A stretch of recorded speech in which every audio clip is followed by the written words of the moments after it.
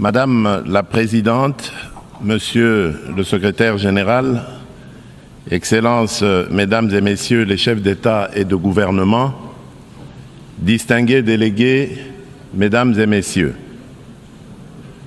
je voudrais avant toute chose adresser mes vives félicitations à Madame Annalena Baerbock pour son élection à la présidence de la 80e session ordinaire de l'Assemblée générale des Nations unies. Son leadership et son attachement au multilatéralisme seront déterminants pour la réussite de nos travaux. Je saisis également l'opportunité que m'offre cette tribune pour rendre un hommage appuyé à son prédécesseur, son Excellence M. Philémon Yang, dont l'engagement et le dévouement ont marqué la précédente session. Enfin, je réaffirme la pleine confiance de mon pays dans l'action du secrétaire général des Nations unies, M. Antonio Guterres, pour ses efforts constants visant à renforcer notre organisation et à promouvoir des solutions aux défis qui menacent la paix, la sécurité et la prospérité dans le monde, en particulier dans la région des Grands Lacs d'Afrique, dont fait partie la République démocratique du Congo. Madame la Présidente, je salue la pertinence du thème retenu pour cette 80e session, Mieux ensemble, plus de 80 ans au service de la paix, du développement et des droits humains. Il met en lumière 8 décennies d'efforts conjoints d'une organisation vouée à la paix, au développement et au bien-être universel, fondée sur une promesse indéfectible de sécurité collective. Le 80e anniversaire de l'Organisation des Nations Unies, garante de cette sécurité depuis 1945, est l'occasion de réaffirmer les vertus d'un multilatéralisme efficace et de rendre hommage à l'idéal de paix, de dignité humaine et de solidarité entre les nations qui inspira ses fondateurs. Si l'Organisation des Nations Unies demeure un pilier de la régulation des relations internationales, de la prévention et de la résolution des conflits, ainsi que de la promotion des droits humains et des libertés fondamentales, elle est aujourd'hui confrontée à des défis systémiques qui éprouvent sa crédibilité et sa capacité d'action. Les profondes mutations de notre époque, notamment la persistance des conflits armés, le dérèglement climatique, les crises humanitaires récurrentes et les menaces transnationales protéiformes nous rappellent que le multilatéralisme n'est plus une option, mais une exigence incontournable qui s'impose à tous. Nous restons convaincus que les réponses aux défis du XXIe siècle ne peuvent émerger que de solutions collectives fondées sur la coopération, la justice et la responsabilité partagée. Madame la Présidente, à la suite de son élection en juin dernier, la République démocratique du Congo s'apprête à siéger au titre de membre non permanent du Conseil de sécurité pour la période 2026-2027. Je réitère au nom de mon pays nos remerciements les plus sincères aux États membres pour la confiance et la solidarité exprimées.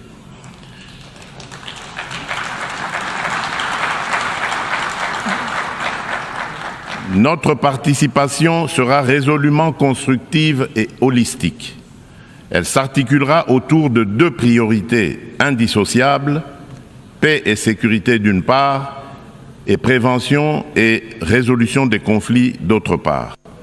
Nous entendons également contribuer activement à l'élaboration et à la mise en œuvre du nouvel agenda pour la paix afin d'apporter, à la lumière de notre potentiel et de notre expérience, une impulsion à la réforme des opérations de maintien et de consolidation de la paix, ainsi qu'à l'adaptation du système de sécurité collective des Nations unies. S'agissant de la réforme du Conseil de sécurité, mon pays réaffirme la position commune africaine telle qu'énoncée dans le consensus des Zuluini et la déclaration de Sirte. c'est-à-dire l'Afrique doit bénéficier de 2 sièges supplémentaires dans la catégorie des membres non permanents et de 2 sièges dans celle des membres permanents, avec les mêmes droits, y compris le droit de veto, les mêmes privilèges et les mêmes obligations que les membres permanents actuels.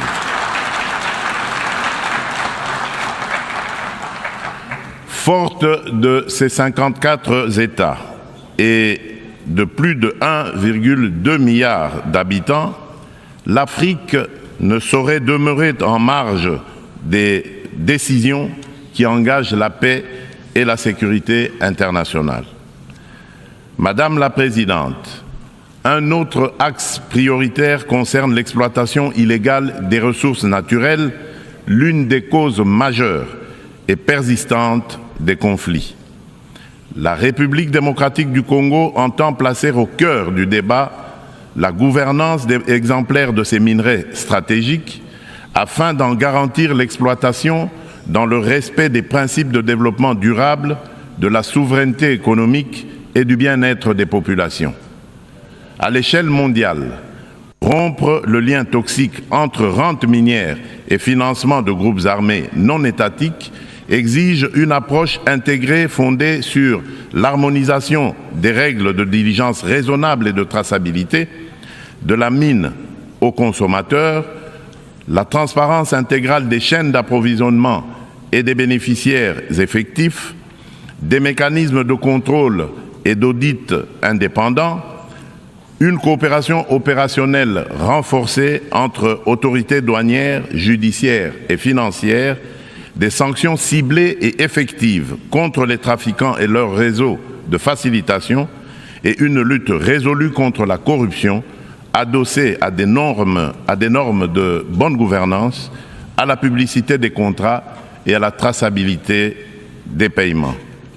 Bien entendu, les dimensions des droits humains et de justice transitionnelle ainsi que les agendas femmes, paix et sécurité et jeunesse, paix et sécurité demeurent indissociables de cette action. Leur prise en compte effective est la condition d'une paix juste, durable et inclusive. Madame la Présidente, à la veille de la mise en place de la commission d'enquête indépendante décidée par le Conseil des droits de l'homme des Nations Unies sur les massacres perpétrés il y a quelques mois par nos agresseurs et leurs supplétifs dans l'Est de mon pays, je lance un appel solennel à la communauté internationale. Elle a le devoir moral et politique de soutenir cette démarche essentielle afin d'établir la vérité, rendre justice aux victimes et jeter les assises d'une paix durable ancrée dans la mémoire et la responsabilité partagée. Madame la Présidente, alors que la planète se réchauffe et que les marginalisations s'aiguisent, ainsi et que les conflits se multiplient, le diagnostic qui avait inspiré en juillet 2023 la vision du nouvel agenda pour la paix du secrétaire général demeure pleinement d'actualité. Le monde est désormais confronté à des crises multiformes et profondes. Les fondamentaux de la prévention se sont affaiblis. Et le droit international, jadis puissamment rappelé par la Charte des Nations Unies, qui enjoint les États à s'abstenir de recourir à la menace ou à la force, est trop souvent bafoué. Notre système de sécurité collective en est ébranlé. Il ne saurait survivre à un sursaut de solidarité d'intérêt et de respect des règles. Dans ce contexte, la rhétorique guerrière regagne du terrain et l'on assiste impuissant au retour des vieux démons, agressions armées, guerre de prédation des ressources et de conquête d'espaces vitaux qui n'épargnent aucun continent. Tandis que la guerre entre Israël et le Hamas ravage la bande de Gaza, avec le risque d'une extension régionale, et que se poursuit le conflit russo-ukrainien, d'autres foyers s'embrasent au Yémen, en Birmanie et en Syrie. Le conflit armé qui perdure dans mon pays en est une illustration tragique. Depuis 3 décennies, la paix et la sécurité sont brisées à l'est de la République démocratique du Congo. Cette guerre s'est muée en une entreprise prédatrice. Elle dépasse depuis longtemps les seules dimensions militaires ou géopolitiques. Elle vise à piller nos ressources, effacer notre mémoire collective et détruire nos communautés. Les conséquences sont désastreuses. Des millions de morts, des familles décimées, près de 7 millions de déplacés internes, femmes et enfants pris pour cible, des villages rayés de la carte, des générations sacrifiées. Dans plusieurs régions de l'Est, tous les marqueurs d'un projet d'extermination sont réunis. Les Nations Unies elles-mêmes, à travers le rapport Mapping, ont documenté l'ampleur des atrocités. Ce n'est pas seulement un conflit, c'est un génocide silencieux qui frappe le peuple congolais depuis plus de 30 ans.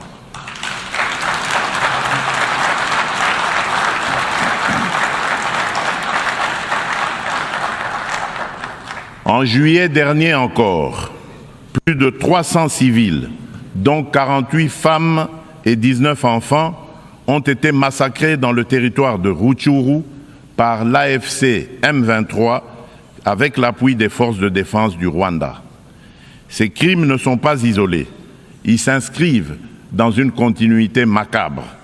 Je remercie les États-Unis d'Amérique d'avoir pris l'initiative le mois dernier de convoquer une session extraordinaire du Conseil de sécurité pour examiner ces massacres documentés par Human Rights Watch. Pour mettre un terme à ce conflit, le Conseil de sécurité, par sa résolution 2773 du 21 février 2025, a notamment exigé le retrait du M23 des villes de Goma, Bukavu et de toutes les zones sous son contrôle, le démantèlement des administrations parallèles instaurées en violation de la souveraineté de la République démocratique du Congo, ainsi que la cessation de tout appui direct ou indirect au M23.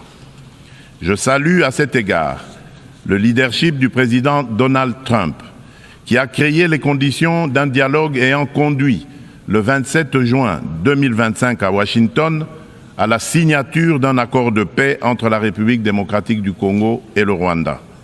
Cet accord engage expressément Kigali à un retrait complet et vérifiable de ses troupes et à la levée de ses mesures dites défensives. Il prévoit également le désengagement, le désarmement et l'intégration conditionnelle des groupes armés non étatiques au sein des forces armées de la République démocratique du Congo et de la police nationale congolaise, la mise en place d'un mécanisme conjoint de coordination en matière de sécurité, ainsi qu'un dispositif garantissant le respect de l'intégrité territoriale et l'arrêt des hostilités. Le retrait des troupes rwandaises, la fin de leur appui au M23 et le retour de l'autorité de l'État congolais sur toutes les zones occupées constituent des conditions non négociables pour une paix durable. Je demande aux Nations Unies de veiller à la stricte application de cet accord, désormais indissociable de la mise en œuvre de la résolution susmentionnée. Tant que ces décisions ne seront pas exécutées, le sang des innocents continuera à couler. Dans la même dynamique, la République démocratique du Congo et l'AFC M23 ont signé le 19 juillet 2025 à Doha une déclaration de principe engageant les parties à œuvrer de concert à une solution pacifique. Je voudrais exprimer ma gratitude à Son Altesse l'Émir du Qatar, Cheikh Tamim bin Hamad Al Thani, pour son dévouement et son engagement en faveur de la paix en République démocratique du Congo et dans la région des Grands Lacs. Je souhaite enfin exprimer ma haute appréciation pour la coordination assurée par son Excellence Faure Essomina Gnassingbé, président du Conseil des ministres du Togo, dans le cadre du processus de Lomé. Cette dynamique procède de la convergence des efforts du processus de Luanda, conduit avec constance par son Excellence João Manuel Gonçalves Lourenço, président de la République d'Angola et président en exercice de l'Union africaine, et du processus de Nairobi, facilité par son Excellence Uhuru Muigai Kenyatta, ancien président de la République du Kenya. Ensemble, ces initiatives ont jeté les bases d'un mécanisme unifié de facilitation régionale. Un élan que nous comptons poursuivre pour préserver la cohésion continentale, renforcer la coordination entre les initiatives africaines et consolider un cadre d'action harmonisé afin de restaurer de manière durable la paix à l'est de la République démocratique du Congo. Notre objectif demeure inchangé: obtenir une paix juste, durable et vérifiable, non une accalmie factice et éphémère qui, depuis près de 30 ans, a trop souvent déçu l'espérance de notre peuple. Nous attendons de la communauté internationale qu'elle se tienne avec constance et courage du côté du droit. C'est à ce prix que la vérité l'emportera sur l'impunité et que la paix redeviendra possible. Madame la Présidente, il convient de préciser que le processus diplomatique engagé avec toutes les parties au conflit n'exclut nullement la quête de justice et de réparation. Si le monde hésite encore à nommer notre douleur, nous n'attendrons pas. Nous en sommes les premiers témoins. Nous en serons les premiers artisans de justice. Mais nous avons besoin de votre solidarité, de votre soutien et du respect plein et entier du droit international.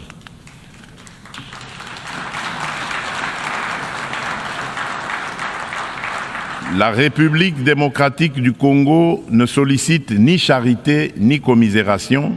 Elle exige justice, vérité et dignité.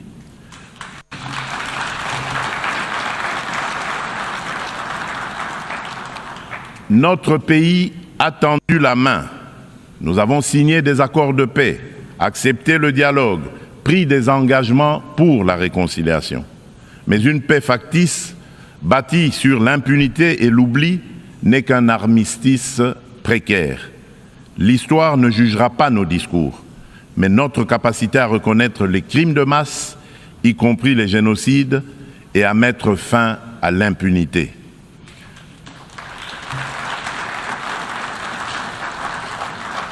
Madame la Présidente, la République démocratique du Congo est un pays de vie, de richesse naturelle et de résilience humaine. Nous voulons contribuer à la paix mondiale, mais la paix commence par la reconnaissance de notre propre tragédie. J'adresse à cette Assemblée un appel solennel. Reconnaissez le génocide congolais, soutenez notre combat pour la vérité et la justice et aidez-nous à bâtir enfin une paix durable au cœur de l'Afrique.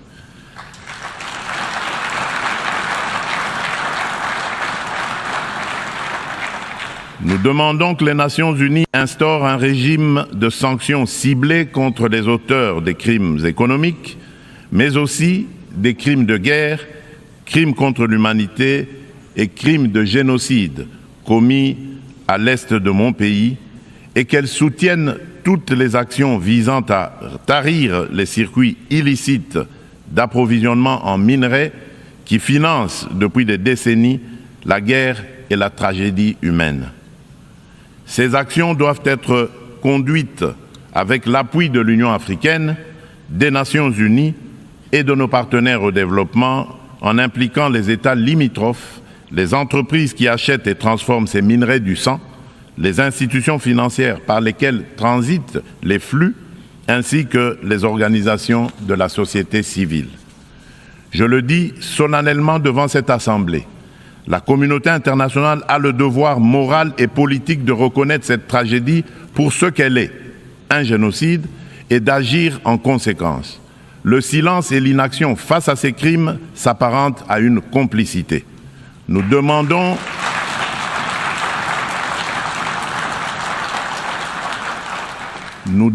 la mise en place immédiate d'une commission d'enquête internationale indépendante et dotée de moyens pour établir la vérité, rendre justice aux victimes et rompre le cycle de l'impunité qui nourrit ce drame depuis des décennies.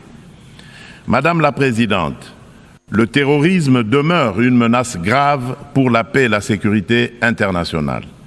Aucune région du monde n'est épargnée. Après l'Asie, l'Europe occidentale et l'Amérique du Nord, ce fléau s'enracine en Afrique et déstabilise plusieurs sous-régions. Al-Qaïda au Maghreb islamique, bien que fragilisé par l'action internationale, conserve ses capacités dans des zones grises et diffuse son influence. Boko Haram au nord du Nigeria et Al-Shabaab en Somalie maintiennent une emprise territoriale significative. En Afrique centrale, après les ravages causés par la Lord's Resistance Army, LRA, de Joseph Kony, le nord-est de la République démocratique du Congo subit les exactions des forces démocratiques alliées, les ADF, un groupe terroriste ougandais ayant fait allégeance à l'État islamique. Ces groupes extrémistes ont laissé derrière eux un lourd tribut humain et continuent de menacer la stabilité régionale.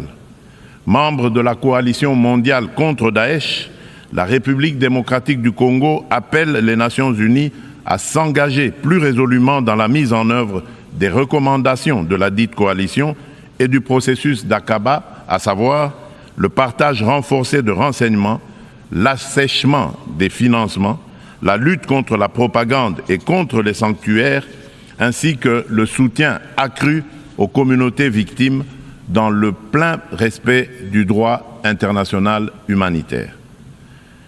Madame la Présidente, face à l'urgence climatique, l'accord de Paris demeure le cadre juridique essentiel pour la redevabilité des États en matière d'émissions et d'adaptation afin de contenir le réchauffement à 1,5 degré Celsius. À ce titre, la République démocratique du Congo a adopté son plan national d'adaptation 2022-2026. Nous nous sommes engagés à arrêter et à inverser la perte de forêt et la dégradation des terres d'ici 2031, tout en promouvant un développement durable et une transformation rurale inclusive. Depuis décembre 2021, un ensemble de mesures soutient la restauration des paysages forestiers, notamment le programme Jardin scolaire pour 1 milliard d'arbres à l'horizon 2030, destiné à renforcer la séquestration du CO2 et la résilience des écosystèmes. Nous saluons l'adoption de la décision 5/CMA.5, établissant de nouveaux mécanismes de financement, y compris le fonds pour pertes et préjudices, afin de compléter les sources existantes et d'apporter des réponses concrètes aux pays les plus exposés. Forte d'un potentiel environnemental unique au monde, la République démocratique du Congo se tient au cœur des solutions. Elle est prête à mobiliser ses atouts naturels au service du climat global, à condition que les engagements financiers soient prévisibles, accessibles et à la hauteur des impératifs écologiques et humains. Madame la Présidente, permettez-moi d'aborder aussi la question des défis énergétiques et de la protection de nos écosystèmes en rappelant que le bassin du Congo abrite la deuxième plus grande forêt tropicale du monde, considérée par de nombreux scientifiques comme le premier puits de carbone terrestre, ainsi qu'un vaste réseau hydrographique dominé par le fleuve Congo, deuxième au monde par son débit. Ces ressources vitales sont gravement menacées par des activités destructrices, déforestation, exploitation illégale, pollution, souvent alimentées par des conflits armés récurrents qui s'apparentent à de véritables crimes contre la nature. C'est pourquoi la République démocratique du Congo soutient l'initiative portée par le Vanuatu, Fidji et Samoa visant à ériger au plan international l'écocide en incrimination autonome pour sanctionner les actes illicites ou arbitraires causant à l'environnement des dommages graves. Madame la Présidente, l'adoption du pacte pour l'avenir rappelle l'urgence d'accélérer la mise en œuvre des objectifs de développement durable à 5 ans de l'échéance de 2030. La République démocratique du Congo a inscrit cet impératif au cœur de son action à travers le plan national stratégique de développement 2024-2028 qui place l'homme congolais au centre des priorités et intègre les 3 dimensions du développement durable, environnemental, social et économique. Ce plan s'articule autour d'orientations nettes, à savoir consolider la sécurité et la gouvernance démocratique, moderniser les infrastructures et le climat des affaires, protéger l'environnement et garantir l'accès aux services sociaux de base, eau, assainissement, éducation, santé, électricité, etc. Le bilan demeure contrasté, car seuls les ODD 12 et 13 paraissent encore atteignables d'ici 2030, mais des progrès tangibles sont enregistrés. La gratuité de l'enseignement a permis à plus de 5 millions d'enfants de retourner à l'école. La couverture de santé universelle élargit l'accès à des soins de qualité. Les politiques d'autonomisation des femmes réduisent les disparités socio-économiques. Ces acquis restent toutefois fragilisés par l'insécurité persistante dans l'est du pays et par la vulnérabilité de notre économie face aux chocs exogènes. Notre économie doit donc se transformer pour devenir un levier de durabilité et de prospérité. Pays solution face aux défis climatiques, mon pays entend valoriser ses forêts, ses tourbières et sa biodiversité au sein d'une économie climatique orientée vers une croissance verte, résiliente et sobre en carbone. À cet égard, le projet Grand Inga, l'un des plus vastes complexes hydroélectriques au monde, incarne notre ambition et renforce le positionnement de la République démocratique du Congo comme pays solution. Fournir une énergie propre et compétitive pour électrifier nos territoires, décarboner notre industrie, soutenir l'intégration énergétique régionale et ouvrir la voie à de nouveaux usages, dont l'hydrogène vert. Cette trajectoire s'appuie sur le développement de marchés carbone intégrés, l'attraction d'investissements responsables et la création d'emplois décents et de moyens de subsistance durables pour nos communautés. Il reste cependant un obstacle majeur, la contrainte financière. Le fardeau croissant de la dette publique africaine, conjugué aux flux financiers illicites, réduit nos marges de manœuvre. Les besoins additionnels pour atteindre les ODD en Afrique sont estimés à 1 600 milliards de dollars. Dans le même temps, les sorties illicites de capitaux minent nos devises et notre stabilité macroéconomique. D'où la nécessité d'une réforme urgente de l'architecture financière internationale afin de garantir aux pays en développement un accès juste et prévisible à des financements concessionnels alignés sur leur trajectoire nationale, y compris via une meilleure recanalisation des DTS, la capitalisation des banques multilatérales de développement, des facilités de liquidité contracycliques et une lutte renforcée contre les flux illicites. Madame la Présidente, depuis mon accession à la magistrature suprême de mon pays, la République démocratique du Congo, j'ai impulsé à la conduite de la chose publique une dynamique nouvelle intégrant systématiquement la dimension genre à tous les niveaux afin d'assurer une présence accrue des femmes dans les instances de décision. À titre illustratif, la part des femmes au sein du gouvernement est passée de 17% en 2019 à 32% en 2025.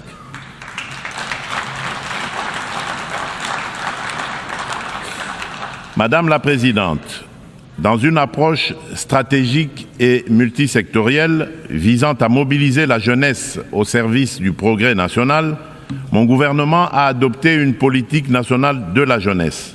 Celle-ci consacre l'engagement de l'État à faire de la participation pleine et entière des jeunes à la vie de la nation une priorité transversale assortie d'objectifs clairs et mesurables.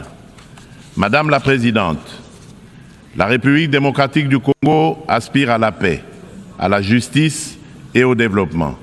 Elle est prête à agir à vos côtés pour une organisation des Nations Unies plus forte, plus inclusive et plus juste. Forte de ses atouts humains, naturels et stratégiques, mon pays entend les mettre au service d'un avenir meilleur pour les générations futures et de notre maison commune, la planète Terre. Que Dieu bénisse l'humanité et nous accorde la grâce d'une paix véritable et durable entre toutes les nations du monde. Je vous remercie.